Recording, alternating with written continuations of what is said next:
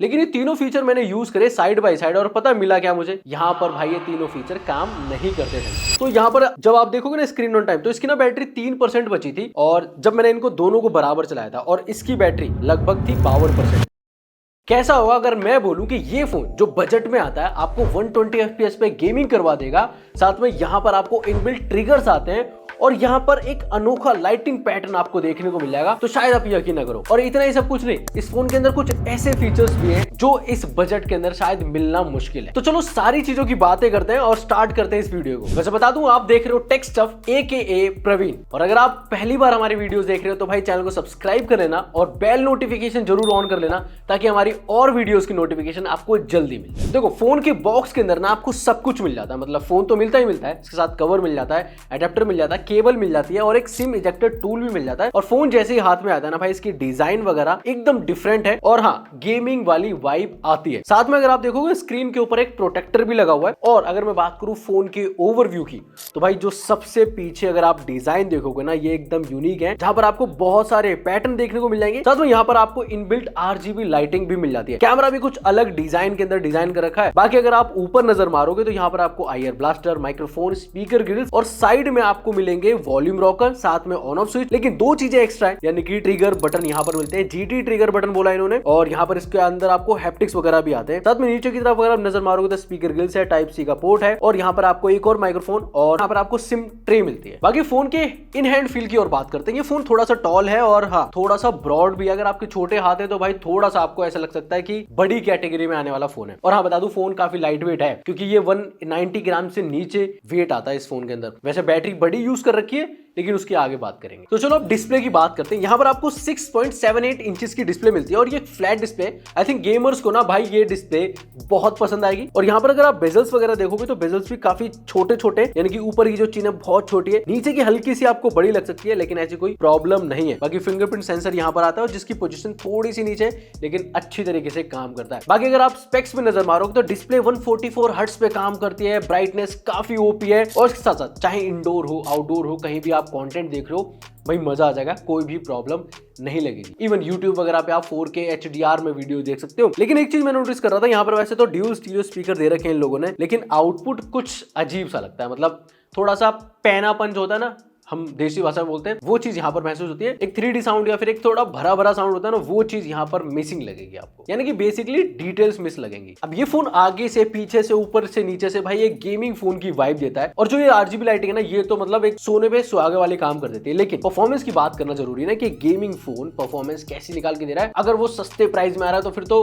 किल ही कर रहा है वो। तो देखो यहाँ पर ना MediaTek Dimensity 8350 चिपसेट। अब ये चिपसेट ना बहुत सारे फोन में आपको देखने को मिल रहा होगा, मतलब Moto Edge 60 Pro के अंदर भी था, Realme P3 Ultra में भी था और इसके अंदर भी आपको देखने मिलता है। ये अल्टीमेट वाला प्रोसेसर है। और यहां पर अगर बात करूं तो UFS स्टोरेज 4.0 और LPDDR5X रैम का यूज कर रखा है। अब उसकी वजह से भाई एक डेडली कॉम्बिनेशन बन जाता है, क्योंकि यहां पर आपको जो स्कोर्स वगैरह मिलते हैं काफी क्रेजी मिलते हैं। 1.3 से लेके 1.4 1.5 मिलियन के आसपास आपको Antutu स्कोर्स देखने को मिल जाएंगे। साथ में यहाँ पर आपको Geekbench के स्कोर्स भी काफी बढ़िया मिलेंगे। लेकिन सबसे अच्छी बात लगी वो ये थी कि यहाँ पर CPU थ्रॉटलिंग के अंदर भाई ये फोन थ्रॉटल नहीं कर रहा, जबकि वो दूसरे जो दो फोन मैंने बताए वो दोनों थ्रॉटल कर रहे थे, हीट भी कर रहे थे। हालांकि ये भी गर्म हो रहा है लेकिन उस लेवल तक नहीं जा रहा। यहाँ पर आप टेम्परेचर वगैरह देख लेना, उतनी हीटिंग इशू नहीं है इस फोन के अंदर। बाकी गेमिंग की बात करते हैं। BGMI हमने टेस्ट करी थी और यहाँ पर आप 120 FPS पे खेल पाओगे, जबकि कुछ फोन्स के अंदर सिर्फ 90 या फिर 60 का भी ऑप्शन आता है। भाई ये चीज काफी क्रेजी कर रखी है। साथ में यहाँ पर हमने काफी देर खेला, लेकिन हाँ अगर आप फ्रेम ड्रॉप की बात करोगे तो वहां पर फ्रेम ड्रॉप हो रहे थे। आप 80, 88, 90 के आसपास गेमिंग कर पाओगे। 120 FPS तक जाती है लेकिन फ्रेम ड्रॉप होते हैं, थोड़ी सी गेम लैग करती है। लेकिन शुरुआत में मैंने बताया था ना कि यहाँ पर आपको ट्रिगर्स मिलते हैं, भाई उसका यूज करके आप जब गेमिंग खेलोगे तो आपके पास एक एज मिल जाएगा। मतलब आप कितनी उंगलियों से खेलते होगे, 4, 5, 6, 7। यहाँ पर आपको 2 एक्स्ट्रा फिंगर्स मिलती है एक तरीके से, मतलब आप अपने कंट्रोल्स और तरीके से भी सेट कर सकते हो। तो ये चीज अच्छी है। और हाँ फीडबैक आता है यहाँ पर और इनको आप सेट भी कर सकते हो, सेटिंग्स में जाके भी सेट कर सकते हो या फिर आप जो गेम खेल रहे हो उसके अंदर भी जाके आप सेट कर सकते हो। और मेरे जैसे लोगों के लिए और फायदा है, क्योंकि देखो मैं इतना प्रो गेमर नहीं हूँ, लेकिन हाँ मैं 4 फिंगर से खेलता हूँ, तो मैंने 2 फिंगर यहाँ सेट कर ली और 2 यहाँ कर ली, तो अब मैं थोड़ा अच्छे से खेल पाता हूँ। रहता अब भी मैं नूब ही हूँ, पर ठीक है चल रहा है। तो और अब बात करते हैं इस फोन के अंदर स्पेशल फीचर्स की। कुछ फीचर्स ऐसे हैं जो हाँ थोड़े से एक्स्ट्रा हैं। जो हमने लाइटिंग की बात करी थी, यहाँ पर आपको RGB लाइट्स आती हैं। अब देखो यहाँ पर ना इसके अंदर मोड्स भी आते हैं और पैटर्न भी आते हैं, मतलब ये काफी जगह यूज हो सकता है। समझ लो आपने फोन को ऐसे फ्लिप करके रख दिया, भाई लाइट्स ऑन हो जाएंगे अगर आपने वो मोड चूज कर रखा है। अब गेमिंग कर रहे हो, वहां पर अलग मोड है, एक पार्टी मोड भी है। इवन आप जब ऑडियो वगैरह सुन रहे हो या फिर यूट्यूब पे गाने वगैरह सुन रहे हो या फिर कॉल आ रही है, फ्लैश करना है, उसमें भी आप इसको यूज कर सकते हो और ये काफी कूल लगता है। और इसमें पैटर्न भी अलग अलग है, मतलब वही नहीं कि एक येलो और रेड लाइट ही चलती रहेगी, काफी तरह की जो लाइट्स है ना वो यहाँ मिलती है। और एक चीज और कि लाइट्स जरूरी नहीं है कि ऑन करना है, क्योंकि इसमें रिफ्लेक्शन भी जो पड़ते हैं ना तो भी एक लाइटिंग इफेक्ट जैसा कुछ फील होता है इसके अंदर। बाकी हाँ एक चीज और, यहाँ पर आपको IP64 की जो रेटिंग है ना वो देखने को मिलती है। तो अभी तक जितने ब्रांड आ रहे हैं ना जिनके अंदर IP68 IP69 आ रहा है, वो चीज थोड़ी सी मिसिंग लगेगी आपको। इसके बाद एक और स्पेशल फीचर है जो कि है डायनेमिक आइलैंड जैसा कुछ।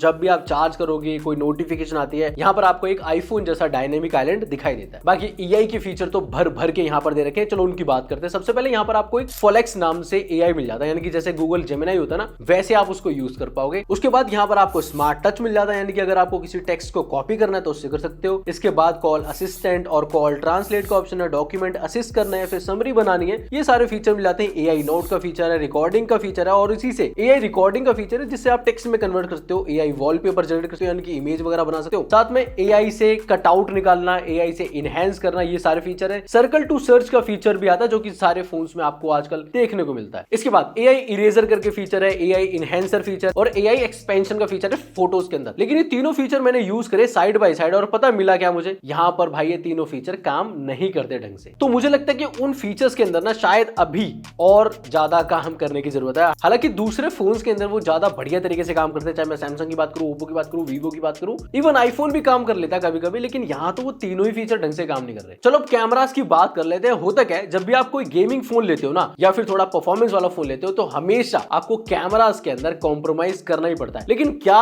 इसके अंदर भी आपको कॉम्प्रोमाइज करना पड़ेगा, ये मुद्दे की बात है, क्योंकि देखो बजट के अंदर भी है, चिपसेट बहुत तगड़ा दे दिया है, तो क्या पता कैमरा के अंदर कॉम्प्रोमाइज हो। देखो यहाँ पर आपको ड्यूल कैमरा सेटअप आता है, 108 मेगापिक्सल प्लस में 8 मेगापिक्सल का अल्ट्रा वाइड, और यहाँ पर सामने जो है ना यहाँ पर आपको 13 मेगापिक्सल का सेल्फी कैमरा मिलता है। एंड गाइस अगर मैं फोटोज की बात करूं तो अगर आप लाइटिंग कंडीशन में फोटोज क्लिक कर रहे हो तो भाई शार्पनेस और डिटेल्स काफी अच्छी आती है। वही हमने आउटडोर के अंदर भी फोटोज क्लिक करी, वहां पर भी मुझे काफी सही आउटपुट लग रहा है। अगर आप कंपेयर कर रहे हो एक गेमिंग फोन को जो कि इस बजट के अंदर आता है, इवन यहाँ पर हमने कुछ पोर्ट्रेट्स भी क्लिक करे जिसकी क्वालिटी काफी सही है। इवन जो सब्जेक्ट और बैकग्राउंड में जो डिफरेंशिएशन है ना वो भी अच्छे से ये कर पा रहा है फोन। इसके बाद हमने कुछ और भी फोटोज क्लिक करी है, साथ में मैक्रो फोटोज भी ट्राई करी जहां पर मुझे डिटेलिंग और शार्पनेस काफी पसंद आई। इवन अगर आप लो लाइट में भी फोटोज क्लिक कर रहे हो तो हाँ ठीक ठाक सी जो फोटोज हैं वो आपको देखने को मिलेगी। बाकी हमने कुछ सैंपल्स यहाँ पर डाल रखे हैं, आप देख सकते हैं। और उसके बाद मैं बात करता हूँ वीडियो। एंड गाइस अगर मैं बात करूँ भाई फ्रंट कैमरा की, तो यहाँ पर आप रिकॉर्ड कर सकते हो 4K 30 FPS पे। हवा थोड़ी सी तेज चल रही है तो भाई ऐसा कुछ माइक्रोफोन का आउटपुट आपको देखने को मिल जाएगा। बाकी इसके बाद मैं स्विच करता हूँ इसके रियर कैमरा के ऊपर। वैसे बताऊँ हाँ, यहाँ पर अगर आप देखोगे स्किन टोन्स वगैरह मेरे को सही लग रही है और 13 मेगापिक्सल के हिसाब से ठीक ठाक सी वीडियो है। एंड गाइस अभी हम रिकॉर्ड कर रहे हैं इसके रियर कैमरा से, जहाँ पर आप फोन के 60 FPS पे रिकॉर्ड कर पाओगे। और हाँ आईफोन क्या कहता था, क्या हो तुम इससे रिकॉर्ड कर सकते हो, ट्रिगर से भी रिकॉर्ड कर सकते हो। तो हाँ ये चीज़ है, इतनी तेज हवा में भाई ऑडियो कुछ ऐसा रिकॉर्ड करता है।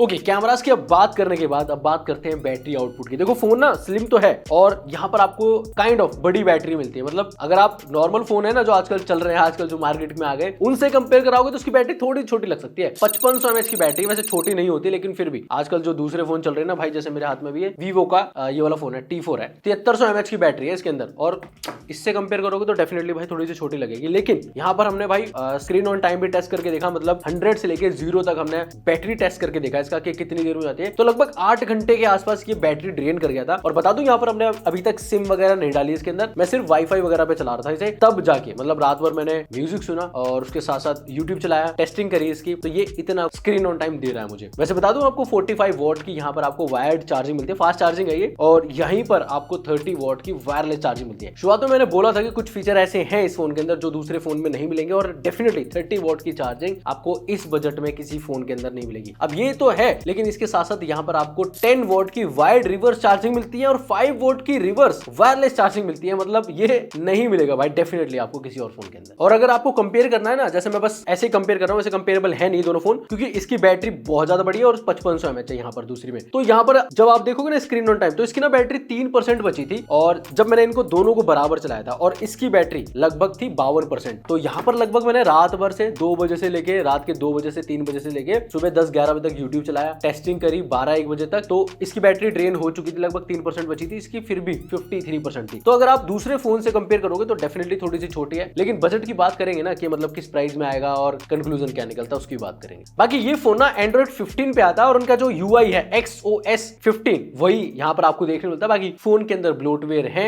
और यहाँ पर आई थिंक 2+ में 3 इयर्स के OS अपडेट आपको देखने को मिलेंगे। बाकी चलाने में अगर देखोगे तो भाई स्मूथ है, कोई ऐसी प्रॉब्लम नहीं है। और हाँ, थोड़ा सा भाई आपको अलग लग सकता है क्योंकि इसके जो आइकन्स वगैरह हैं वो आपको देखने को मिलेंगे थोड़े से डिफरेंट। बाकी AOD के फीचर यहाँ पर दे रखे हैं, कस्टमाइजेशन आप कर सकते हो। वॉलपेपर जब आप लगाओगे तो वहां पर आप थोड़ा बहुत कार्टून वगैरह बना सकते हो और AI इमेजेस का फीचर भी है, तो वहां से आप अपने वॉलपेपर भी अलग से बना सकते हो। और अब बात करते हैं कंक्लूजन की। देखो ये फोन जो है ना, अगर आप प्राइसिंग वगैरह मेरे से पूछोगे तो अभी जब मैं बना रहा हूँ ना वीडियो तो मुझे एग्जैक्ट प्राइसिंग नहीं पता है, लेकिन मैं मोटा मोटा बता सकता हूँ आपको। देखो P3 Ultra सेम चिपसेट के साथ आता है और अगर आप उससे कंपेयर करोगे तो डेफिनेटली उससे सस्ता आना चाहिए फोन, क्योंकि भाई इन्फिनिक्स की तरफ से आता है ये।